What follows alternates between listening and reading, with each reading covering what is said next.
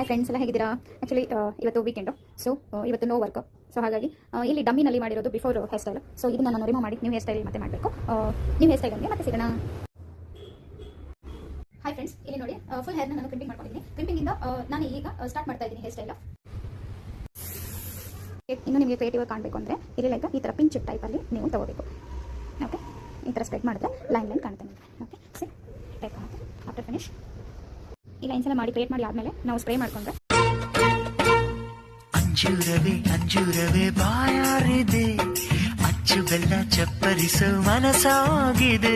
ಜೇನ ಬಿಂದಿಗೆ ನಾ ತುಂಬಿ ತರುವೆನು, ಜೀವದನಿಯದ ಆನಂದ ಕೊಡುವೆನು. ವಾರೆ ವಾ ಪ್ರೇಮ ಸಖಿ ಬಾಬಾರೆ, ಪಂಚಮುಖಿ ಹಸಿರೂರ ಬೀದಿಯಲ್ಲಿ ಚೆಲ್ಲುವೆ.